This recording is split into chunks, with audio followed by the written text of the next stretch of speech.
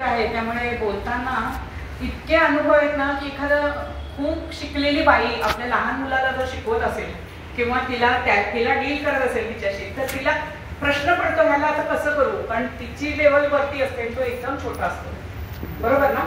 तसं माझं उलट झालंय की तुम्ही सगळ्या अनुभवी बायका माझ्या समोर बसलाय, इतके अनुभव असलेल्या बायका, एवढ्या बुजुर्ग सगळ्या, आणि मी अक्षरशः म्हणजे ह्या नर्सिंग ह्या क्षेत्राशी, परिचर्या या क्षेत्राशी जर बोलायचं म्हटलं तर आता नवीनच एक 4-5च कार्यक्रम झाले. असं झालं की एका मैत्रिणीला मी सांगते, अगं असं झालं, आणि तिथे मग तो माणूस आला म्हणते असं झालं. मग ती म्हणते माझी मैत्रीण म्हणजे सिस्टरच. ती म्हणाली की तुला कसं काय मिळतं हे असं विनोद वगैरे, तुला कसं मिळतात नर्सिंग सारख्या प्रोफेशनल, हॉस्पिटल सारख्या ठिकाणी. म्हटलं अगं शोधलं तर मिळतं.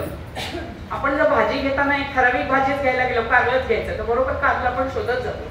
तसं विनोद शोधत मी जाते म्हणून मला ते मिळतात. आणि झालं का, हास्य सम्राटला मला हा विषय जास्त आकलन झालं याचं, की नर्सिंग क्षेत्रात अनेक गोष्टी अशा घडतात आणि थोडंसं मिमिक्री करायची आवड, थोडंसं बोलायची आवड, ह्या सगळ्यातून हे सगळं उत्पन्न झालेलं आहे. आपल्यासमोर सादर करते फार वेळ खात नाही, कारण अगदी 1 तासात मला हे सगळं करायचं आहे. मला जरा प्रश्न पडला की काय काय सांगून काय काय. सगळ्यात प्रथम की आज माझ्या गोडबोले सिस्टर ज्यांच्या स्मृतिप्रित्यर्थ मला इथे तुम्ही बोलवलं, ते खरोखरीच मी तुमची ऋणी आहे, प्रतिभाताईंची ऋणी आहे, आपल्या वर्षा भट मॅडम आपल्या कार्यकारिणीची ऋणी आहे, कारण त्या सिस्टमबरोबर मी काम केलं आणि तेव्हा काम केलंय जेव्हा आम्ही स्टुडंट्स होतो. स्टुडंट म्हणून त्यांच्याबरोबर मी काम केलेलं असल्यामुळे लर्निंग स्टेजमध्ये आम्हाला त्यांनी जी ताऊन सुलापून आम्ही निघालो, जे तयार झालो, ते आम्हाला त्यांनी केलंय. मला अक्षरशः घरीवरून आलं जेव्हा कळलं की मला इथे यायचं आहे. मनापासून, हा सगळा ऍक्टिंगचा भाग नाही, अभिनय आहे माझ्याकडे पण तो त्याचा भाग नाही. मनापासून सांगेल, जेव्हा अजय दादांना पाहिजे ना, मी त्यांना पाहिलंय, ते यायचे आईला भेटायला हॉस्टेलवर, बहीण यायची तुमची. तर त्या कशा होत्या, तर मी एवढंच सांगेन की छान स्वभावाच्या होत्या, परंतु आम्हाला म्हणजे आपण म्हणतो ना की मला असं दिसलं तसा दिसला, तसं आम्हाला त्या दयाळू दिसल्या मान्य आहे, पण ऐकायचो आम्ही की त्या दयाळू आहेत, पण विनोदी आहेत, पण व्यक्तिमत्व थोडं ऑफेन्सिव्ह होतं. म्हणजे त्या बोलताना एकताना इतक्या कडक होत्या. आम्ही स्टुडंट होतो त्यामुळे आम्हाला त्या तसंच वागणं ते अपेक्षित होतं, पण आम्हाला त्या भीती वाटायची, त्यांची खूप आदरयुक्त भीती, पण भीती वाटायची, कारण त्यांनी आम्हाला जे धडे दिले ना ते आता कळते की ते किती महत्त्वाचे होते.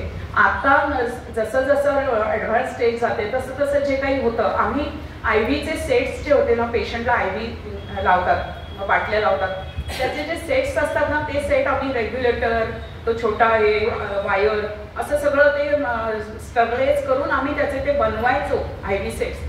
आठवतंय का तुम्हाला? आणि तसे आम्ही ते IV लावायचो. म्हणजे ते बनवण्याचं काम, गॉस पीस कापण्याचं काम, ड्रेसिंग करण्यात, इतक्यापासून आम्ही सगळी कामं करायचो. त्यामुळे हे सगळं आम्हाला कुठेही चुका करून चालत नव्हतं किंवा त्याच्यामध्ये कामचुकारपणा चालत नव्हता. आणि तो केला आणि सिस्टरना दिसलं नाही असं व्हायचंच नाही, कारण त्या फार स्ट्रिक्ट होत्या आणि इतक्या परफेक्ट होत्या ना त्यांच्या कामात, आणि इतक्या छान होत्या की त्यांच्याकडे वायकोळी सिस्टर वगैरे, झुंजुरे सिस्टर, या सगळ्यांच्यामुळे आम्ही तावून सुद्धापून निघालो आणि शिकलो. आता मी मुद्दाम लिहून आणलंय कारण मला काही पॉईंट्स आहेत ना, पटापट जायचंय 1 तासात म्हणून.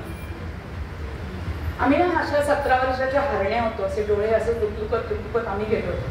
काही आयुष्याचा अनुभव नव्हता. त्यावेळेला ते आम्हाला शिकवायच्या, हे बघ हॉस्टेलवर राहता, इथे आमचे भाऊ एवढ्या वर्षात कधी आले नाही, तुमचा भाऊ म्हणून आला म्हणून जर मला कळलं की तिचा भाऊ आला, तर तो भाऊ नाही म्हणजे दादा बहीण ओरडली, तो जर आला तर सणकवून गाडी निकेकीला, ही भाषा असायची त्यांची. त्यामुळे आम्हाला पण जी दहशत होती, आई वडिलांची दहशतीची गरज नव्हती, की आम्हाला या सिस्टर्स ट्युटर्स ह्या लोकांनी आम्हाला डेव्हलप केलं. अक्षरशः काही पोरीपाटी होती आमची. दुसरी गोष्ट, व्यवस्थित, शिस्तबद्ध आणि टाकटीक होते, अप्रतिम. नंतर मनानं मजबूत आणि कम मे वॉट, जायचं, करायचं, भिडायचं, हा जो विषय त्यांच्याकडे होता तो आम्ही शिकलो त्यांच्याकडून. आणि पुढे जात राहायचं. ध्येय सेवेचं आहे हे विसरायचं नाही. आपण स्वतःहून विलिंगली आलेलो आहोत नर्सिंग प्रोफेशनमध्ये, हे विसरायचं नाही. कारण वॉर्डबॉईज सिस्टर्स, वॉर्डबॉईज किंवा आयाबाई, असे सगळे लोक असतात, स्वीपर्स, हे लोक स्वतःहून येत नाही, त्यांना नोकरी म्हणून ते येतात, जे मला पगार मिळणार म्हणून ते जॉईन होतात, आणि नंतर त्यांना कळते आपल्याला ह्या प्रकारचं काम करायचं. पण आमचं तसं नाही, आम्ही नर्सिंगला परिचर्या, परिसेविका म्हणून तिथे येतो. तर मग आम्ही हे विसरायचं नाही की आम्ही सेवेकरता येतोय, हे नेहमी त्यांचं सांगणं असायचं. ही 2 मिनिटं त्यांच्यासाठी. काय व्हायचं, आता मुली यायच्या ना त्यांना इंग्लिश पण यायचं नाही, कारण अक्षरशः मी खरं सांगते तुम्हाला की पूर्वी, आता खूप चांगल्या चांगल्या मुली CET देऊन वगैरे नर्सिंग कोर्सला जातात, पण तेव्हा कसं होतं की अगदी गरीब, परित्यक्ता, ज्या टाकून दिलेल्या असा शब्द वापरला जातो, मला तो मुळीच आवडत नाही, परित्यक्ता, नंतर ज्यांना खायला अन्न नाही बिचाऱ्या, अशा मुली स्टायपेंड मिळतो शिकताना म्हणून त्या यायच्या. आणि अक्षरशः मी तुम्हाला सांगते, मी खाऊन पिऊन सुखात अशा घरातली होते. परंतु माझ्या आईला, मी 10वीत असताना, माझी आई गृहिणी होती, त्यामुळे आम्हाला कधीच काही काम करावं लागलं नाही, फक्त दप्तर उचलायचं, शाळेत जायचं. अशा परिस्थितीमध्ये असताना आम्हाला काहीही करता येत नव्हतं, स्वयंपाक येत नव्हता, काही नव्हतं. अशा वेळेला 7 जूनला शाळा सुरू झाली आणि 5 जुलैला आईला सारखं ताप आल्याचं निमित्त झालं. आणि 10वीमध्ये असताना सगळ्यांचे फोन, घरी येऊन सांगणं की आता 10वी आहे, अभ्यास कर, आता मुंगेपणा नको, हा शब्द वापरला जायचा रिलेटिव्स कडून. आणि राग यायचा, पण ते खरंही होतं तेव्हा, आता कळतं बरोबर होतं, पण तेव्हा खूप राग यायचा. असं म्हणता म्हणता 1 महिना तसाच गेला, वापराच्या वासासारखा होऊन गेला. आणि आईला ताप आल्याचं निमित्त झालं आणि आईला जे इंजेक्शन दिलं ते समोरच्या क्लिनिकमध्ये, रेल्वेमध्ये राहायचो आम्ही, क्लिनिकमध्ये, रेल्वे म्हणजे भायखळ्यालाच आम्ही, आणि रेल्वेच्या त्या क्लिनिकच्या इंटर्न डॉक्टरनी, जो जस्ट MBBS झालाय, त्यांनी आईला एक इंजेक्शन दिलं. घरी आल्यावर आई म्हणली छे माझं सगळं अंग खासतंय. म्हटलं नाही, तुला कंटाळा आलाय म्हणून तू असं करते की तुला इंजेक्शन घ्यायचं नाही म्हणून तू नाही म्हणतेस. मग आम्ही तिला हॉस्पिटलमध्ये परत जबरदस्ती नेलं आणि परत दुसरं इंजेक्शन घेतलं. दुसरं घेतल्यावर ती म्हणाली आता कापलीत तरी मी तिसरं घेणार नाही. हे तिचे शब्द ती आत्ता म्हणते, इतक्या माझ्या ताजे लक्षात येत. कारण तिला त्याच्यानंतर पुरळ आलं, पुरळामध्ये पाणी झालं आणि इतकी सुंदर होती, माझे दिसायला बारीकशी टेमणी पुसकी मस्त होती. आणि तिच्या आयुष्यात हा सगळ्या अंगावर असा जो भाग आला, बघवेना झाला आम्हाला, पण आम्हाला कसलीच काहीच हे नव्हती, अनुभव कसलाच नव्हता, स्वयंपाकाचाही नाही. वडिलांना 29व्या वर्षी डायबेटीस झाला, मला 35व्या वर्षी झाला. हे सगळे असेच क्षण आयुष्यात. 10वी पर्यंत जे आनंद सुखात काढलं, त्याच्यानंतर प्रत्येक शब्द, प्रत्येक सांगते त्यात खोटं नाही की प्रत्येक क्षण असाच जात होता. त्याच्यानंतर मग आम्ही अण्णांना डायबेटीस आहे म्हटलं ते सगळं सांभाळायचे, 3 मुलं, आईचं हॉस्पिटलायझेशन, कामावर जाणं गरजेचं होतं कारण त्या एका पगारावर आम्ही सगळे होतो. त्यामुळे हे सगळं सांभाळता सांभाळता अण्णांची फार पुरेवाट व्हायची, वडिलांची. आणि त्याच्यानंतर काय झालं की पुरेवाट व्हायची की विसरले. आणि असं का होतं माहिती की नवीनच मी हे करते, तर मग तेव्हा काय झालं की आईला असं झाल्यानंतर मग भायखळ्याला ऍडमिट करण्याची वेळ आली. ऍडमिट केलं की 15 दिवसांनी ते घरी पाठवायचे. घरी आलो की दुसऱ्या दिवशी परत त्रास व्हायचा म्हणून परत न्यायचं, असं 3 वर्ष झालं. आणि अशा वेळेला आम्हाला स्वयंपाक येत नव्हता, अण्णांना स्वयंपाक तर द्यायला हवा. मग आम्ही काय केलं की खाली वाटाणे वर पाणी, जसं यायचं तसं फोडणी टाकून आपल्या अण्णांना जेवायला वाढायचं.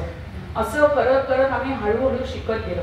3 वर्ष झाली, 10वी 11वी 12वी, तरीही मी 45-46% पास झाले, ही देवाची कृपा.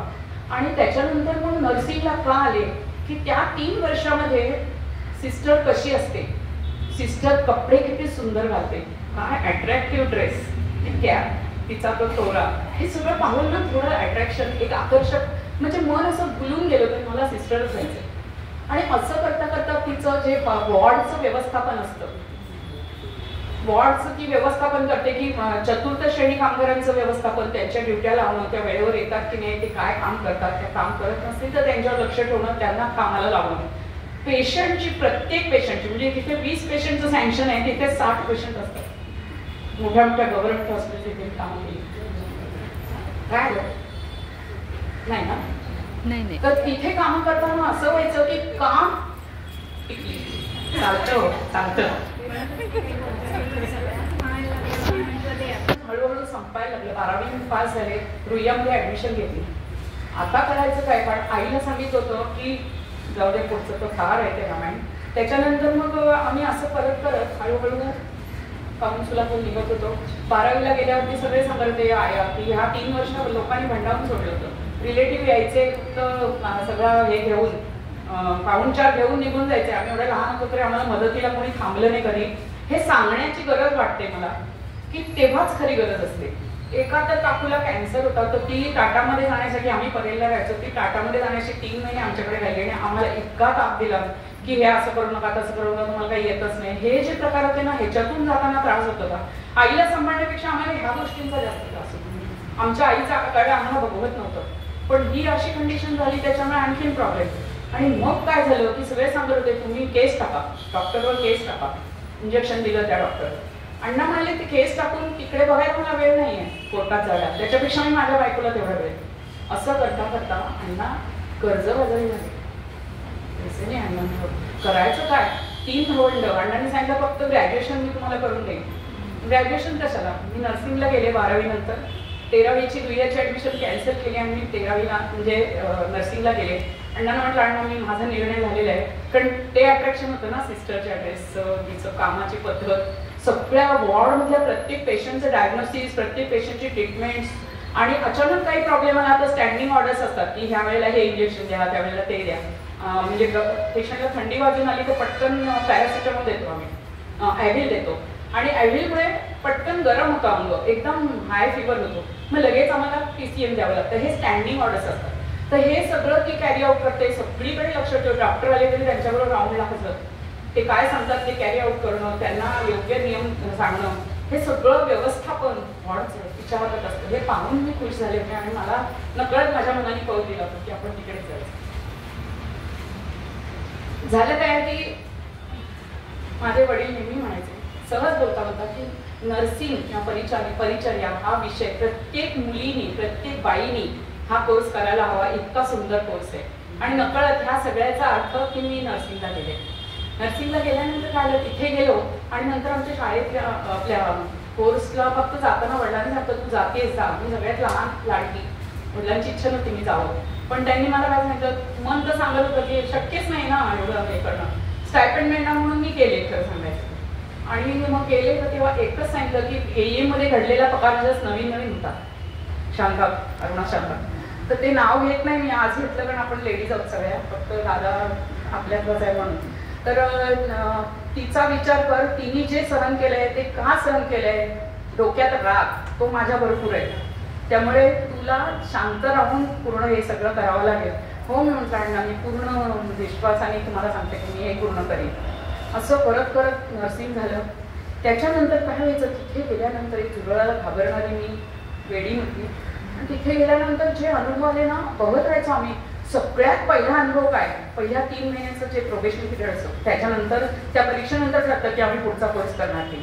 तर तेव्हा आम्हाला ना पांढरी साडी, खाली ह्याचे कॅनव्हासचे बूट, हातात कानात गळ्यात नाकात काही नाही, आंबाडा घालायचा, म्हणजे बोलत नाही आता काय ते तुम्ही समजून जा. मग आम्हाला तेच फील यायचं की अरे आपण असं आहोत का, म्हणून आपल्याला असायला का. आणि मी शाळेत जाताना माझे लांब केस होते, तर दोन्ही केस वेण्यांमध्ये अष्टराच्या फुलं घालून जायचं, पण आम्हाला गुलाब परवडत नाही, आम्ही अष्टर ते घालून मी शाळेत जायचे. मुली हसायच्या, मला काही करणं मला खूप आवड होती. इतकी आवड असणारी मुलगी अचानक नर्सिंगला गेली आणि तिला काही घालता येत नव्हतं, सुवर्ण म्हणजे काय ते अलंकार असं. पण त्यात पुढे पुढे जात गेलो, काही घडलं नाही, त्याच्यामुळे एवढा काही प्रॉब्लेम झाला नाही. पण त्याच्यानंतर जे मिळालं ते इतकं होतं ना प्रगल्भ, म्हणजे काही त्याला तोडच नाही. गोडबोले सिस्टर म्हणजे परत परत मी नाव का घेईन की अक्षरशः त्यांनी आमच्यावर उपकार केलेले या सगळ्या सिस्टर्सनी. अक्षरशः तुम्हाला मी सांगते की जर पेशंट आला आता पॅरालायसिसचा, त्या पेशंटला फक्त पॉइंट लावला जातो, बाटली लावली जाते, त्याला इकडे वळा तिकडे वळा, तुम्हीच सांभाळा, असं नाही. आमच्या वेळेस कसं होतं की एका पेशंटला ना मोशन होत नव्हते, सिस्टरनं सांगितलं सिस्टर मोशन होत नाही त्या पेशंटला. होत नाही कशी, चल म्हणे. त्यांनी सिनियर स्टाफला पाठवलं, त्यांनी ग्लोव्ज घातला, घाल तू पण ग्लोव्ज घातला, ग्लोव्ज त्यांनी आतमध्ये बोट घालून खडे काढले आणि त्या पेशंटला क्लिअर केलं. ही परिचर्या, आणि ही परिचर्या आम्ही ह्या बाईमध्ये शिकतो की हा जर कडक स्वभाव असेल, ती मुलगी मला वाईट म्हणेल, ती चांगलं म्हणणार नाही, काय फरक पडतो, आलोय कशासाठी ते काम महत्वाचं. आणि आताच्या जगामध्ये हीच गोष्ट जास्त जाणवते, नको बाबा मी बोलले मी वाईट होईल, असं नव्हतं त्यावेळी. त्यामुळे आम्ही खूप छान शिकलोय. म्हणजे त्या 3.5 वर्षाच्या पिरियडमध्ये अप्रतिम आम्हाला असं ज्ञान मिळालंय. आमचं कोमल हृदय घट्ट होत गेलं असं सांग. सुरुवातच झाली काय, पहिल्या 3 महिन्याचा पिरियड होता तेव्हा आम्हाला आधी ओरिएंटेशन देतात, सगळ्या वॉर्ड्समध्ये घेऊन गेलं. आणि गेल्यानंतर मी उंच जाडी, मी अशीच ना पहिल्यापासून 10वीपासून, तर उंच जाडी, तर सगळे आयाबाई वगैरे बघायला ती बोलली ना ती म्हणजे म्हटलं कोण, मी पण टावटारले काम, म्हटलं कोणावरती बोलते, ती नाही का बोलणं केवढी आहे ना पुरुषासारखी तिच्या मुलगी, अरे काय करणार आहे ना, तशी जाईल म्हणे एखाद्या डॉक्टरचा हात जरी आणि पडून जाईल, ही भाषा माझ्याबद्दल झाली होती. आणि त्याच्यानंतर मग म्हणजे हे आत्ता तुम्ही हसला असाल पण मला खूप लागली हे पडलं की अरे का नाही करू शकत. त्याच्यानंतर मग एक असे अनुभव येत गेले की प्रत्येक सिस्टर तिला गुड मॉर्निंग म्हणायचं पुढे जायचं, त्याशिवाय पुढे जायचं नाही, माहिती आहे ना. तर असं होत होतं आम्ही फार घाबरून जायचो की म्हणजे कामापेक्षा हे जास्त वाटायचं आम्हाला. लहान होतो ना, काहीच आपलं नव्हते, तर आम्ही तरी आईमुळे खूप काही पाहिलं होतं जग. बाकीच्या मुली अगदी रडत राहायच्या. मग गेलं पुढे, तेव्हा काय झालं, त्या कॅज्युअलिटीमध्ये मला पोस्ट केलं गेलं आणि कॅज्युअलिटीमध्ये अचानक लाईन आली पेशंटची.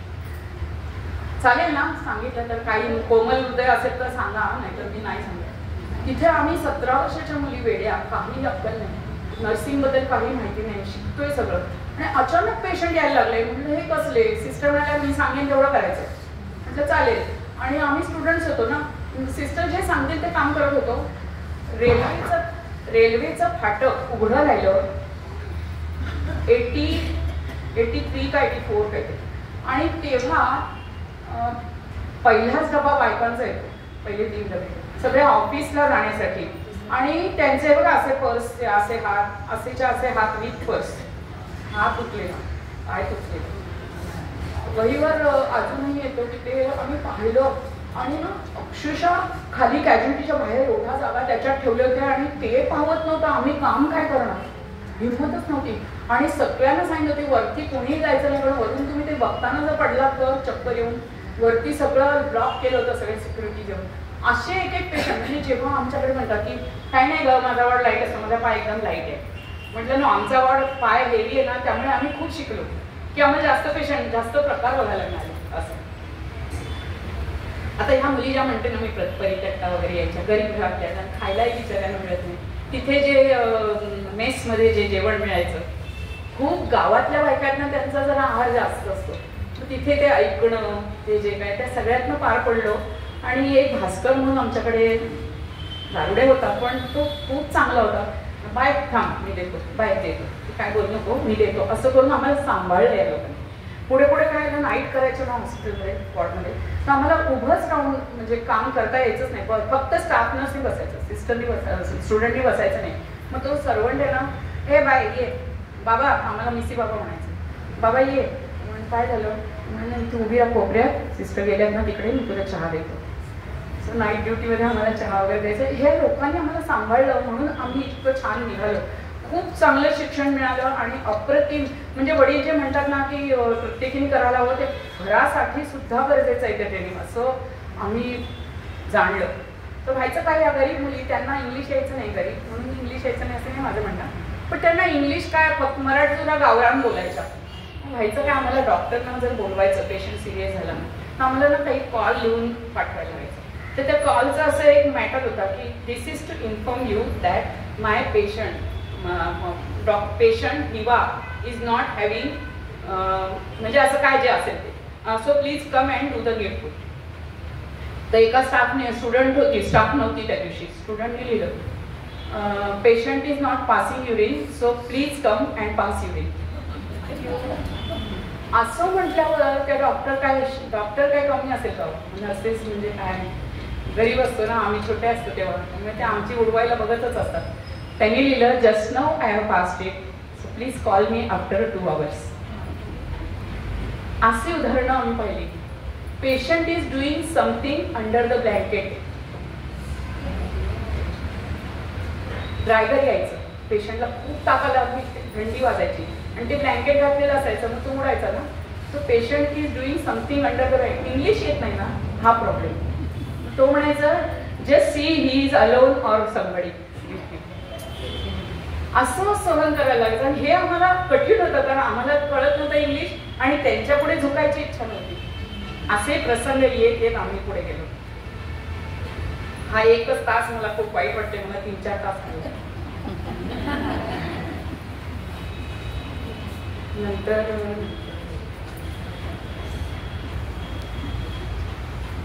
माझ्याकडे इतके अनुभव आहेत ना, मी सांगायला सुरुवातच करते आता. कारण मिमिक्री गाणं सगळंच असल्यामुळे मी ते मिमिक्रीमध्ये तुम्हाला बेवडा पण करून दाखवणार आहे. मी नर्सिंगला गेले तेव्हा माझ्या शेजारी काकडे म्हणून बाई राहायच्या आणि माझ्या आईला त्यांनी हळदीकुंकवाला म्हणून बोलावलं आणि आई गेली छान तयार होऊन आणि येताना एकदम डोळे भरून म्हणजे रडतच आली. म्हटलं अगं तू याला पिक्चर बघायला गेली होतीस का हळदीकुंकवाला गेली होतीस? तर म्हणते हळदीकुंकवाला. म्हटलं पिक्चर बघून आलं तर रडत काय आलीस तू? तर म्हणते अगं त्या म्हणाल्या मुलीला प्रेत ओढायला कुठे पाठवतात, नर्सिंगला पाठवतात. तर त्या म्हणाल्या ना मग तू उत्तर नाही देता येत का तुला? नर्सिंग प्रेत ओढायला का गेले होते नर्सिंगला? हा असं म्हणजे असे अनुभव येतात की हा क्षेत्राला अजून व्हाईट कलरचा ड्रेस आहे, आमचा फ्रॉक आहे, पण आम्हाला व्हाईट कलरचा हे नाही आहे, आमच्या व्यवसायाला व्हाईट कॉलर नाही आहे. त्यामुळे हे सगळ्यातून जावं लागतं. पण जेव्हा गरज लागते, जेव्हा पेशंट प्रॉब्लेम येतो, जेव्हा संकट येतं, तेव्हा हेल्थ प्रॉब्लेम येतो, तेव्हा डॉक्टर आणि सिस्टर, डॉक्टर पुष्कळ वेळा डॉक्टर फक्त सर्जरी पुरता असतो किंवा गोळ्या बिस्किटं लिहिण्यासाठी असतो आणि बाकीची जी नर्सिंग केअर या सिस्टर किंवा वॉर्डबॉय आणि स्लीपरच येत असतात. तर तेव्हा त्यांना मग ती किंमत कळते. थोडंसं आमची काय होतं, हे जे प्रसंग येतात ना त्याच्यामुळे आम्ही पाहून सुलाखून निघतो. म्हटलं त्याच्यामध्ये आम्ही शिकत पण जातो की आपण किती वेळे आहोत आणि जग किती पुढे गेले, किती मोठं आहे, आपण कुठेच नाही होते, तिथे जाणीव होते. आणि मग आम्ही हळूहळू आमच्या जिभेला थोडी धार येते आणि ते नक्कीच तीच बोलली जाते, काय केलं जातं ते बोललं जातं. असं एकदा काय झालं, मी जे माझे पर्सनॅलिटी सांगते, 2 अनुभव आहेत की वायकोळे सिस्टर या गोडबोले सिस्टरांची आपली खास मैत्रीण आणि त्याही युनियनचं काम करायच्या. मला म्हटलं अगं शुभांगी इकडे ये गं, माझं आधीचं नाव शुभांगी. शुभांगी इकडे ये गं. म्हटलं काय झालं? म्हटलं खूप शोधलं हॉस्टेलवर. म्हटलं हो मी मॅडम इथेच होते. तर म्हणे नाही गो, आता ना ते फूड अँड ड्रगवाले येत आहेत ना, तर त्यांच्यासमोर तुला उभं करायचंय. म्हटलं का? तर म्हणे बघा आम्ही हॉस्टेलवर किती चांगलं जेवण देतो, मुलं आमची बाबा हेल्दी आहे. असेही प्रसंग आले माझ्यावर. आता तुम्हाला मी जर अनुभव सांगायचे म्हटलं ना, तर अगदी अनमॅरिड 17-18 वर्षाची मुलगी नाही, त्या फार क्लिअर बोलतात, ओपन बोलतात. का बोलतात? त्याला आम्हाला हे टॉक द्यावा लागतो, आम्हाला पेशंटला सांगावं लागतं. तर ह्या सगळ्यामुळे आमच्या बोलण्यामध्ये थोडीशी एक जी संकोच तुमच्यामध्ये असेल तो आमच्यामध्ये थोडा कमी असतो. एकदा काय झालं, रुरल डिपार्टमेंट होतं, म्हणजे पालघरला आमची रुरल हे असायची. 3 महिने आम्हाला रुरलसाठी एक्सपिरियन्ससाठी पाठवायचे. तिथे गेल्यानंतर एक असं खूप ग्रुप असतो मोठा, बायका पुरुष सगळे असतात आणि ग्रुपमध्ये तुम्ही जेव्हा बोलता ओपनमध्ये खूप फरक पडतो की काहीही विचारतात, कसंही वागवतात. इन्सल्ट हा विषय तर आमच्यासाठी एकदम समोर असतो आपली. तर त्यांनी आम्हाला तिथे सांगायचं होतं की कॉन्डोम कसं वापरायचं, सांगायलाच पाहिजे ना, तुम्ही अनमॅरिड आहे तुमच्या घरी, ते नाही सांगायचं. तर त्या सिस्टर होते माझ्याबरोबर, त्यांनी सांगितलं की तुम्हाला कॉन्डोम घालावं लागेल. सांगताना लाजत होती, कॉन्डोम घालावं लागेल आणि मग तुमचा संबंध आला तर चालेल. तर पुढच्या आठवड्याला परत तोच शिबिर होतं आणि आम्ही गेलो. तो तुम्हारे तुमने मेरा बोला ऐसा करने का, मैंने इधर पहना और मैंने में किया तो मेरे बच्चा हो गया. सगळ्याला सामोरं जाणं मस्करी नाही. बघा तुम्हाला ऐकून पण एकमी वेळ बघा असं वाटलं ना, संकोच आहे. आम्हाला त्या वयामध्ये जे आम्हाला त्या विषयाचा काहीच एक्सपिरियन्स नाही, आम्ही त्या विषयात बोलत होतो. असे प्रसंग यायचे आणि अक्षरशः ट्युबेक्टोमी म्हणजे नसबंदी 125 बायका रुरलला गेलं की 125-150 बायका यायच्या, त्यांची नसबंदी. मग त्यांचे पेपर बनवणं, मग पेपर नाम क्या है, बोल ना जल्दी नाम क्या है, किसका मेरा. आता असं जर एक बाई बोलत राहिली तर 150 माणसांचं रजिस्ट्रेशन कधी होणार, तिचं ऑपरेशन कधी होणार, मी घरी कधी जाणार. हा दिवसभराचाच प्रोग्राम. किसका मेरा नाही मेरा, अब तेरा ना तेरा को पैसा मालूम पडेल. असो ते जे संभाषण व्हायचं. पण आम्ही पण लहान, आम्ही पण विश्कील, असं ते पुढे जायचं सगळं. त्याच्यानंतर एकदा असा प्रसंग आला रुरलमध्ये की ते जे देतात ना लस, त्याच्यासाठी लसीकरणासाठी आम्हाला एका आदिवासी एरियामध्ये जायचं होतं. रुरलला तिकडे आदिवासी लोकांना जास्त द्यावे लागतात, बाकी लोक येतात क्लिनिकला. आम्ही गेलो 10 वाजता. शेतकरी किंवा कामकरी जे लोक आहेत ते 10 वाजता निघतात घरातून ती वेळ साधून आम्हाला तिथे जायचं. आम्हाला सांगितलं तर तुम्ही परफेक्टली इथे आम्हाला हजर पाहिजे. आम्ही घरून जायचो ना, 8:30 आम्ही हजर, आम्ही सगळं सामान घेऊन रेडी. ते लोक गेले, हे कळलं, त्यांना बातमी येते ना, ती कळलं आणि आम्ही तिथे गेलो. तुम्हाला अक्षरशः सांगली याच्या 4 भाग केले तर एवढा रूम आहे ना, तेवढ्या रूममध्ये जवळजवळ 150 वगैरे अशी मुलं होती. आणि एक मूल रडलं तरी आपल्याला ते कानाला सहन नाही होत, इतकी मुलं एकदम रडत होती. मला इंजेक्शन देताना एवढा त्रास होता. इंजेक्शन नव्हतं त्याचं, बॅक ऑफ द माइंड हे होतं की ती मुलांचे आईवडील जर आले तर ते मारायचे अक्षरशः आमच्यासाठी. असं सगळं करत करत जे कामं केली ना, त्यामुळे मजा यायला लागली की नाही आलं ते चुकलो नाही, हा निर्णय, हा आनंद वाटायला लागला हळूहळू. चालेल ना असं जरा थांबत. काही निशब्द असतात पण काही खूप बोलके असतात. आणि अक्षरशः आता परवाच एक पोस्ट पाहिली की ते लहान मूल म्हणालं आईला, तू कागद का खाल्ला, आईने विचारलं तर ती म्हणाली आई त्याच्यावर भाकरी लिहिलेलं होतं. हे असे सुद्धा अनुभव आम्हाला येतात की तेव्हा आपण काहीच करू शकत नाही, त्यांना मदतही करू शकत नाही. आपण काय मदत करणार त्यांना? खायला अन्न मिळत नाही, त्यांना आपण सांगायचं तू विटॅमिन ए तुझ्यात कमी आहे, तुझ्यात बी कमी आहे. त्यांनी काय खावं? त्यांना साधं पोट भरायला अन्न नाही त्यांच्याकडे. शाळेतल्या स्कूल क्लिनिकला हा अनुभव आला की स्कूल क्लिनिकला मुलं येतात, म्हणजे काही ठराविक शाळेच्या मुली, म्युन्सिपालिटी शाळेच्या मुलं मुली येतात आमच्याकडे. तर त्यांच्यामध्ये जंत झालेले असतात, विटॅमिन ए कमी, त्यामुळे अंगावर शिबं येतं ना तसं पांढरे डाग असतात. नंतर ॲनिमिया असतो, त्याच्यामुळे ज्या मुलींना पिरियड्स यायला लागले त्यांना भयंकर ब्लिडिंग होतं. ॲनिमियाचा तो एक गुण आहे की कमी झालं तरी ते ब्लिडिंग वाढतं, धाप लागते. नंतर डोळ्यापुढे हे येतं काळं. असे विचित्र गोष्टी बघायला मिळाल्या. ENT मध्ये कान फुटलेले असतात, पाणी येत असतं, बस येत असतो, काही कोणाला पडले नसते. आणि त्यांचे आईवडील फक्त म्हणतात शाळेतही जाऊ नको, तू इथे घरी माझी 2 घरची कामं कर, म्हणजे 2 भांडीवालींची तू कामं तू कर. मी अशी मुलं बघितलीत ना मॅडम की आता परीक्षक म्हणून सुद्धा जाते ना, अशी मुलं पाहिजे. त्या आमची शाळा म्हणून शाळा आहे चेंबूरला, तिथे मुली यायच्या ना, एक इतकी सुंदर गायची. सगळ्या त्या इंग्लिश मिडियमच्या मुली येऊन, बाहेरच्या धर्मातल्या केरळी वगैरे मुली येऊन त्या मराठी गाण्यांची शिक्षा घेऊन त्या तिथे पहिले नंबर घेऊन जायच्या. आणि ह्या मुली इतकं सुंदर गाऊन त्यांना बक्षीस मिळायचं नाही, कारण त्यांना प्रॅक्टिस मिळायची. आई पाठवायची ना प्रॅक्टिसला, का तर करून कामं करून नव्हता, तिथे काही जायची गरज नाही, भांडी घास तेवढं बसेल. त्यामुळे मी त्या बाईला सांगितलं तुम्ही हिला तयार करा. नाही हो म्हणे, आणलंय कसं तरी खेचून इथे बसवायला. हा आपल्या महाराष्ट्राचा म्हणे देशाचा प्रॉब्लेम आहे हा, खरं आहे ना. आता हां, रात्रपाळी असायची ना स्टुडंट पिरियडमध्ये, बाकीचं नाही सांगलं, स्टुडंट पिरियडमध्ये रात्रपाळी असायची. तेव्हा आम्हाला काय व्हायचं की आम्ही 2 ते 4 लेक्चर अटेंड करायचे. ते ॲनॅटॉमी फिजिओलॉजी, शरीर रचना आणि शरीरशास्त्र, इतका किचकट विषय, काही करायचं नाही. म्हणजे रात्री तर आम्ही ना ते डोक्याखाली घेऊन झोपलो ना की आम्हाला मस्त झोप यायची. इतकं ते कठीण किचकट विषय, असे विषय आम्हाला त्या 2 ते 4 शिकवायच्या. आणि मग नाईटला जायचं. मग नाईटहून आल्यावर जेव्हा ते लेक्चर असायचं तर ते असं बघतोय आपण मॅडम, असे डोळे आडवे ठेवून बघायचं, ते बघते बघते बघते बघ नुसता म्हणून मॅडम, ते बघते बघते बघ झोपले कासे, झोपले बा कासे, आणि हिला झोपलेले बघायला मी येतं इथं, अशा मनात बोलायची.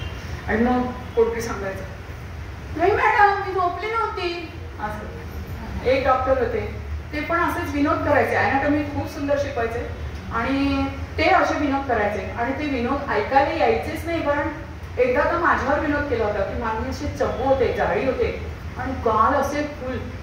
त्यांनी चिक हा विषय शिकवत होते, गाल, त्याची ॲनाटॉमी फिजिओलॉजी आणि सगळं सांगत होते. तर लहान मुलांना हे गाल जाड म्हणजे मोठे का असतात, तर म्हणे त्यांना सक करणं, बाळाला ब्रेस्ट फिडिंग घेताना सकिंग जे आहे ना ते त्रासदायक होऊ नये म्हणून ते देवाची व्यवस्था आहे. विविध प्रकारे सांगत होते, त्यातला हा एक भाग. आणि त्यांनी एक वाक्य टाकलं माझ्याकडे बघून, समबडी मेंटेन्स इट.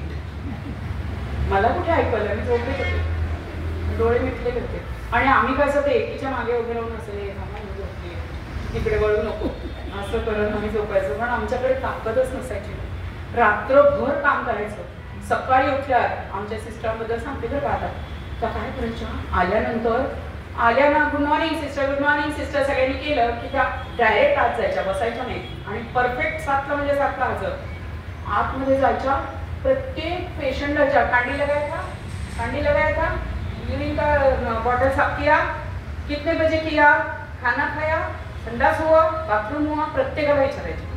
आणि हे सगळं करायचं आम्ही असायचं, कारण आम्हाला ते चार्टिंग करायला लागायचं. पेशंटला किती वाजता किती युरिन झाली ते त्या सर्वांकडून मोजून घ्यायचं, लिहायचे. संडास झालं, उलटी झाली, ते सगळं मला लिहायला लागायचं. ते उलटी किती झाली ते पण लिहायचं, इतकं ते काम असायचं. नळी असेल नाकात तर ते एक्सपिरेशन करून ते किती आलं ते लिहायचं. तर हे सगळं ब्लफिंग केलंय का, खोटं लिहिलंय का, ह्यासाठी त्या प्रत्येकाला विचारायचं. काय व्हायचं म्हणजे इतकं मरमर काम केल्यानंतर हे असं ज्या सिस्टर विचारलं ना, आमची धडकी भरायची. सिस्टर मी त्याला पण विचारलं, त्याचं मी एवढं लिहिलं होतं. आता टेम्परेचर, पल्स आणि रेस्पिरेशन ह्या तिन्ही गोष्टी सारख्या कसं घेणं शक्य आहे? 20 पेशंटचं सँक्शन बेड आहे, तिथे 60, 80, 120 असे जर पेशंट असेल कसं घेणं? असं करता करता मग त्या म्हणायच्या की नाही बघा ना, ह्या पेशंटने कंप्लेंट केली, कोण होतं विचार, ह्या लाईनला कोणी केलं, मग त्याचं काय करणं. त्याच्यानंतर पॉकेट थिंग्स आमच्या स्टुडंट पिरियडमध्ये आम्हाला कसं असायचं ना, तिथे आम्हाला पॉकेट थिंग्स ठेवायला. एक लाल पेन, निळा पेन, सीझर, एक मेजर टेप, म्हणजे पेशंटला जर ॲसायटिस असेल त्याला काय म्हणतो, तर ते जर असेल, पाणी झालं असेल पोटात तर त्याचं ते मोजमाप दर 1 तासात ठेवायला लागायचं. ते पण त्या विचारायच्या, लिया थाप्या 1-1 घंटे से लिया थाप्या, असं करत त्या 1 तासभर प्रत्येक पेशंटवर जायच्या विचारायच्या. नंतर सिस्टर स्टाफ जी असायची, स्टाफ नर्स, तिची ओव्हर बरोबर होते ना, त्याच्यानंतर तिची ओव्हर, ती ओव्हर झाल्यानंतर आमच्याकडे बघणार हवा टाईट. मग तो नाईटचा जो रिपोर्ट असतो त्यांच्यासमोर वाचायचा. जे सिरियस पेशंट असतात त्यांचा रिपोर्ट लिहिला जायचा. मग त्या विचारलेल्या असायच्या ना, त्या सुद्धा शार्प होत्या बाईकर. अनेक सिस्टर्स त्यांच्याबद्दल का सांगते की आज त्यांचा स्मृतिदिन म्हणून त्यांच्याबद्दल सांगते, तर त्या वाचायच्या. आणि जर सांगितलं ना सिस्टर याला ना इंजेक्शन पेनिसिलिन दिलं, इंजेक्शन हे दिलं, रॅन्टॅक दिलं, हे दिलं आणि पॅरासिटामॉल दिलं, एक राहिलंय, एक इंजेक्शन राहिलंय, म्हटलं सिस्टर नाही झाले सगळं, वाच, इतक्या जोरात ओरडायच्या. वाचलं की खरंच राहिलेलं असायचंय, पण आम्हालाच कुठे दिसायचं एवढ्या पूर्ण रात्रभर मर म्हणजे बसायला पण नाही मिळत. तर मग काय होतं ताकद राहायची. परत लेक्चर, मग मैत्रिणींना सांगायचो, 2चं लेक्चर आहे, मला उठवा, मला खूपच झोप येते. तर मग 2चं लेक्चर आपल्याला गेलं आणि 3ला अचानक अशी जाग यायची काही वेळेला, आणि आली तुम्ही जागून काय सगळं सुनसाम, म्हणजे गेल्या लेक्चरला. मग किती वाजले? 3. अरे बापरे. मग त्या आल्यावर भांडणं व्हायची, हॉस्टेलवर मुली आल्या की लेक्चर, काय गं तुम्ही सांगितलं होतं ना मला उठव म्हणून, तू उठवलं? अगं बाई उठवलं, तू उठून पण बसली होती, परत झोपलीस. इतकी झोप यायची. वय लहान होतं, खूप काम होतं. अशा सगळ्या ह्याच्यामध्ये आम्ही काउन्सिलरतून गेलो पुढे. केस स्टडीज असायच्या. एक बाई डिलिव्हरी झाली, तिचे सुरुवातीला काय ट्रीटमेंट, नंतर काय ट्रीटमेंट, तिचा ब्लड ग्रुप काय, अशा सगळ्या गोष्टी त्याच्यात द्यायच्या.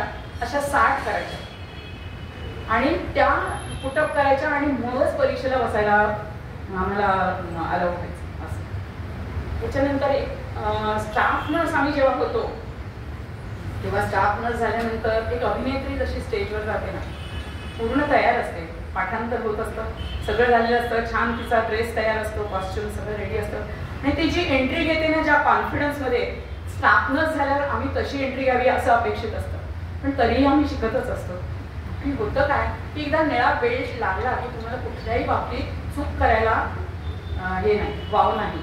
जसं एखादी नववधू लग्न झाल्यानंतर गेल्यानंतर, आधी मुलगी असते पण लग्न झाल्यानंतर जेव्हा त्या घरात जाते तेव्हा तिथे तिलाही सासूबाई म्हणतात, चहा साखर कमी कशी पडली, तुला घालता येत नाही का. तो जो जाच आपण म्हणतो ना, तो जाच नसतो, तिला तयार करण्याची ती प्रक्रिया असते. पण आपल्याला काय वाटतं की आपल्याला ती सारखी का बोलते, माझ्याही आईने पण आई अशी बोलली नाही मला कधी. हा जी तफावत येते ना ती त्यामुळे येते की आपल्याकडे तेवढी ती प्रगल्भता नसते आणि ती हळूहळू येते. तिथपर्यंत आपण सासू होतो. विषय वेगळा असेल पण मांडला.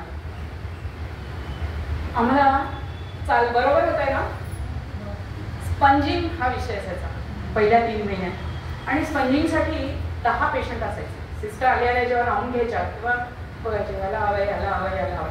मग त्या असाइनमेंट असायच्या की अनुजाने काय काय करायचं, सविताने काय करायचं, शिल्पाने काय. मग ते नावं पुढे आमच्या कामं लिहिलेली असायची. एक साधारण ओव्हर झाली की मग आमची कामं लिहिलेली असायची आणि त्या कामामध्ये हे सगळं लिहिलेलं असायचं, मला ह्या पेशंटचा, तुला ह्या पेशंटचा असं. त्याच्यानंतर ड्रेसिंग हिनी करायचं, हिनी फक्त पल्स घ्यायची, हिनी राईस ट्यूबचे ॲस्पिरेशन करायचे, हिनी ते मोजमाप करायचं असं ते लिहिलेलं असायचं तेवढं कामाला आमची जी पद्धत आहे ना ती इतकी छान आहे की भांडण जरी असलं तुमचं माझं तरी कामाच्या बाबतीत तूही मला प्रॉब्लेम करणार नाही मी तुला, कारण एक पद्धत आहे ती इतकी सुंदर आहे ना की एवढ्या सगळ्या बायका असून आम्ही त्यामुळे त्याच्यामध्ये राहू शकतो व्यवस्थित आणि पेशंटना व्यवस्थित हे मिळालं ट्रीटमेंट. तर आता ना मला एक पेशंट आला असा जाणा होता आणि आला मला पेशंट गेले माझं आपलं सामान सगळं घेतलं आम्हाला शिकवलं होतं त्याप्रमाणे मी करायला गेले आणि ते स्पंजिंग केलं हा इधर करो हा इधर करो.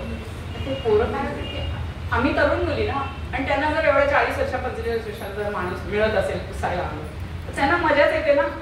ते म्हणजे हा आमच्या आयुष्याचा भाग आहे. तर मग स्पंज करता करता सिस्टर असं बोलतो मैंने नहीं कहा वो ही कर रही है असं करता करता तो स्पंज झाला. म्हणजे सिस्टर आपने क्या किया तो स्पंज किया मेरे नाम पे तुम्हारा लिखा था मैंने कर दिया तुम जा नहीं सकते ना बात क्यों मैं तो सुबह ना आया था. हे अनुभव आहेत आमच्याकडे. म्हणजे असं आम्हाला टार्गेट केलं जातं टॉर्चर केलं जातं आणि थोडासा जो सिस्टरकडून स्ट्रिक्टनेसचा भाग आहे तो आमच्या गरजेचा असतो पण ही पब्लिककडून जो काही मॅटर होतो तो आम्हाला फार त्रासदायक होतो आणि असे अनेक प्रसंग येतात म्हणून मग आमच्या जिभेला थोडी धार येते. एक तर एवढा ड्रेस असतो काही रात्री ड्युट्या करायच्या एक एकटीने एवढे पेशंट सांभाळायचे कुठल्याही प्रकारचा अनुभव आम्हाला मिळू शकतो अचानक इमर्जन्सीमध्ये. अशा वेळेला आम्ही कसं वागायचं. आज तुम्ही बघा जेव्हा त्या नोटा बदलल्या मोदी साहेबांनी तेव्हा बँकेमध्ये हा विषय रागावून गैरसमज करून घेऊ नका. मला काय म्हणायचं ते फक्त त्यातला विचारतो बघा की बँकेतल्या लोकांनी 2-2, 4-4 दिवस ते करून नोटा बदलून गेल्या रात्र दिवसा काम करून त्यांना लेटर्स दिली गेली त्यांचे सत्कार केले गेले. पण आम्ही आज स्वतःचा जीव सांभाळून पेशंटचा जीव सांभाळता जी नाकेनऊ होते तेव्हा ह्याचा कुठेही विचार होत नाही की नर्सेस बघा खसखस आहे ना अशी घेतली आणि चुकून पडली ती मोजणं किंवा ती जमा करणं खूप कठीण आहे. हो समोरची मिळेल मागची खालची कुठेही जाणार मिळणार नाही. इतक्या नर्सेस आहेत इतक्या नर्सेस आपल्याकडे आहेत पण त्यांची कुठेही वाच्यता होत नाही. त्यांच्याबद्दल कुठेही बोललंच गेलं तर त्या रांगड्या स्वभावाच्या असतात त्या पटकन बोलतात त्या उद्धट असतात हेच बोललं जातं. तर ठीक आहे पार्ट ऑफ लाईफ आणि नर्सिंग म्हणून पिक्चर्समध्ये सुद्धा असंच दाखवलं जातं.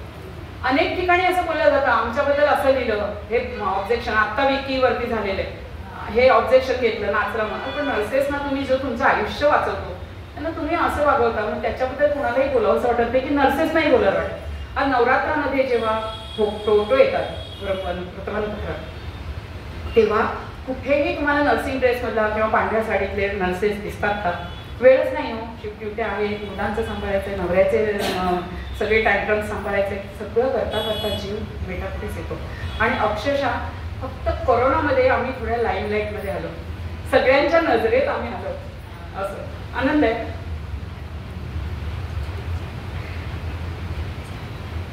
असं म्हणतात की किसी के माथे पे अगर चंदन की टीका लगाओ तो अपने हाथ भी नहीं जाते. आमच्याकडे सायकॅट्रिक पेशंट्स एक उदाहरण सांगते. जाता जाता जे असं म्हटलं ना हरण्या होतो आम्ही भीती वाटायची. नवीनच सायकॅट्रिक वॉर्डला माझी पोस्ट झाली म्हणजे दरवर्षी बदलायचं वॉर्ड. तिथे पोस्टिंग झालं आणि मी आत गेले तर सिनियर स्टुडंट मला समजावून सांगते इथे पॉयझन ड्रग असतो इथे नॉर्मल मेडिसिन असतं इथे इंजेक्शन असतात इथे सिस्टरचं बसायची जागा इथे डॉक्टर्स फाईल्स किंवा डॉक्टर आले की ते तिथे बसतात. हे सगळं सांगता हे मेडिसिन असं हे फक्त सेडेशन असेल तरच द्यायचं हे अगदी जर सांगितलं तर हे जे काही विशेषत्व असतं ते सांगत होती. आणि अशा रीतीला अचानक एक डबा दिसला नाही. थांब म्हणे राहिलं हिला काय झालं हाच शब्द आला तोंडात हिला काय झालं अचानक माझंच काही चुकलं का. ती गेली. एक आमच्याकडे इंजिनियर इतका सुंदर होता ना मनुष्य असा फार काही गोराबिरा नव्हता पण अट्रॅक्टिव्ह मुलगा होता आणि तो इंजिनियर होता गोल्ड मेडलिस्ट इंजिनियर. आणि त्या मुलाकडे ती डायरेक्ट गेली ऍडमिट होता. डबी काढ डबी अशी ओरडली त्याच्यामुळे. माझी तर तंतरली म्हटलं आता ही काय खरं नाही वेड्यांचा वॉर्ड आहे त्याला ती अशी का ओरडते. तर मग ती ती म्हणाली का डबे, गोल्ड मेडलिस्ट माणूस, कंपोजचं ॲडल्ट्रेशन, एका वेळेला 40 गोळ्या खाल्ल्याशिवाय त्याला झोप येत नव्हती. मग तो काय करायचा, ही कंपोजची डबी आहे ना ती पळवायची, जरा लक्ष नसते पळवून. आणि मग उठतोयच का, मी आता सरांना बोलवलं, गेला बाथरूममध्ये वरती ठेवलेली डबी त्याने काढून दिली. बघ हे असं होतं, हे लक्ष ठेवायचं, नुसतं बसून नाही राहायचं, हे त्या मला स्टाफ सिस्टरने सांगितलं, म्हणजे स्टुडंटनी सांगितलं, सिनियर स्टुडंटनी. असे वेगवेगळे अनुभव येत असतात. एक संध्या नावाची पेशंट होती, स्टार्ट झाल्यानंतर माझं इंजेक्शन मेडिसिन झालं. काय होतं, आम्ही 9ला जेव्हा इंजेक्शन ड्युटी जॉईन करतो, नाईट ड्युटी, तेव्हा आम्हाला 9 ते 11 हा पिरियड फार क्रुशियल असतो की तेवढ्यात आम्हाला ओव्हर घ्यायची असते, त्या सिस्टरला सोडायचं असतं, पण तिलाही वेळेत घरी जायला. दुसरी गोष्ट, पटापट इंजेक्शन मेडिसिन द्यायचं का, तर पेशंट 11च्या आधी झोपतात, त्याच्या आधी मेडिसिन गेलं पाहिजे. ह्यासाठी आमची सगळी धावपळ असते. सगळं झालं, ट्रॉली झाली, मी आले, येऊन माझ्या स्टेशन नर्सिंग स्टेशनला येऊन बसले. बसल्यानंतर मी आपलं माझं लिहित होते, कारण आम्हाला रिपोर्टिंग सगळं असतं, ते दिलं की नाही याच्यापेक्षा चार्टिंग केलं की नाही याला होतं. आणि ते इतकं महत्त्वाचं असतं ना की आम्ही कधीतरी त्यामुळे एखादं मेडिकल लिगल केस झाली तर त्याच्यामध्ये ह्याच्यामुळे आम्ही अडकतो किंवा त्याच्यातून सुटतो. तर मग ते मी लिहिले चार्टिंगमध्ये आम्हाला फार सिन्सिअरली ते करावं लागतं. मी शांतपणे खाली बसून बघत होते, मोठ्या सरांचा राऊंड असतात ते मुलांचे, ते झाले आणि मग बसले तर एकदम असं झणझणलं काहीतरी. नक्की काय झालं कळेच ना. आपण नाईट ड्युटीमध्ये दिवसभर झोपायला कुठे जायचं, काहीतरी कामं कामं कामं करून शेवटी नाईटला यायचं, झोप तर नसते झाले, ड्राउझीमध्येच असतो. काय झालं एकदम बघितलं तर ती संध्या म्हणून पेशंट उभी होती माझ्यासमोर. ती सायकॅट्रिक वॉर्डचा छोटा वॉर्ड असतो, तिथे ती बंद असते. दरवाजा कोणीतरी उघडला म्हणून ती बाहेर आली आणि माझ्यापर्यंत पोहोचली होती मेडिकल वॉर्डला. आणि तिने माझ्या खाडकन कानाखाली दिली म्हणून मला झणझणलं. आणि ते लिहिताना मला कळलं नाही की नक्की काय झालं इतक्या जोरात, पण त्यांच्यामध्ये खूप डबल टिबल ताकद येते ह्या पेशंट्समध्ये. म्हणलं ए काय केलं तू संध्या? काय नाही केलं तू, काय नाही केलं, माझ्या बहिणीने मारलं. अशी काय माझ्या बहिणीने मारलं म्हणून मी तिला मारलं, तुम्हाला काय नाही केलं सिस्टर मी म्हटलं मला एवढं वाईट वाटलं, म्हटलं ऐक अशी ती करते. पण आम्हाला त्यांचे सगळे प्रकार माहिती असतात, त्यामुळे मग मी तिला म्हटलं आता तुला शिक्षा देते. हा मिमिक्रीचा फायदा की मी आज इथे बोलायला लागले तर मी पटकन तुम्हाला करून दाखवू शकते. तर मग तिला म्हटलं आता तुला मी शिक्षा द्यायची इच्छा काय म्हणजे त्याच्या मी डॉक्टरला सांगून रायगडला सांगून. आणि त्या पेशंटला काय होतं वेहम, ह्या लोकांना वेहम असतात, वेहम की इथे इथे दुखतोय, हात लटकतोय, दुसरीच्या लटकतोय, ते लटकतोय. तिला प्रोलॅप्स युट्रस होता, युट्रस तिचं बाहेर आलं गर्भाशय लटकतंय हे ती सांगायची आणि सगळे तिची चेष्टा करायची. आणि त्याच्यासाठी डॉक्टरांकडे पाठवलं, हे झालं, रेफरन्स झालं सगळं, पण तिच्यावर काही उपाय झाला नव्हता. मग सारखं ती ते बोलायची. आणि त्यामुळे काय व्हायचं माहिती की फार त्या पेशंटला फार इझी घ्यायचे सगळे. म्हटलं आता तुला मी हे देणार, शिक्षा देणार. या सिस्टम तुला मी लिखून सोडून दिलं, पण वाट लागली माझी. म्हटलं बस इथे बसली ती स्टुलावर. तर म्हणे चंद्रमा म्हणून मावशी होती, मला अजून आठवत आहे केव्हाची गोष्ट 86 वगैरेची, अजून आठवत आहे. चंद्रमा म्हणून मावशी होती. हा राऊंड झाले ना की त्या झोपून जायच्या, पण आमच्या पायाजवळच झोपायच्या, त्या लांब नव्हत्या. आता सगळे बाहेर असतात, काही झालं मारामारी झाली, कॉलर पकडली, सगळे दूर असतात. पण आम्हाला तेव्हा त्या चतुर्थ श्रेणीने सुद्धा इतकी सांभाळणूक केलेली आहे ना आमची की आम्हाला खूपच त्यांच्याबद्दल, त्यामुळे अजूनही नावं लक्षात आहे त्यांच्याबद्दल, त्यांचं कार्य लक्षात आहे असं. मग चंद्रमा बघ म्हटलं मी मला असं मारलं, तर ती उठली आणि तिला ओरडायला मारायला उठली. असं काही करू नको, तुला फक्त मी उठवलं का की काही अजून झालं तर तुला तू माझ्याजवळ असायच म्हणून. मी म्हटलं आता तुला मी शिक्षा देते. त्यामुळे सिस्टर शिक्षा काय देतात म्हटलं काही नाही, नाव घ्या आता नवऱ्याचं. तर तुम्हाला कुठं सांगत नाही एवढं नाव घेतलं. भाऊ आले, मग तिथून पडली दूर, मग ते आम्ही यायला गेलो, मग तिथून मग त्या पुलावर गेलो, पुलावर गेली, असं विसर एवढं नाव तिने घेतलं. मग तिला मी म्हटलं मला आता लिहून दे म्हटलं. ते तिने मला ते लिहून दिलं आणि पुढे मी ते कार्यक्रमात वापरलं. असे सगळ्या गोष्टी घडतात तेव्हा खूप वाईट वाटतं. म्हणजे काही मदत करू शकत नाही, पण हे असे प्रसंग आमच्यावर येतात आणि त्याच्यातून आम्हाला सहज पुढे जावं लागतं.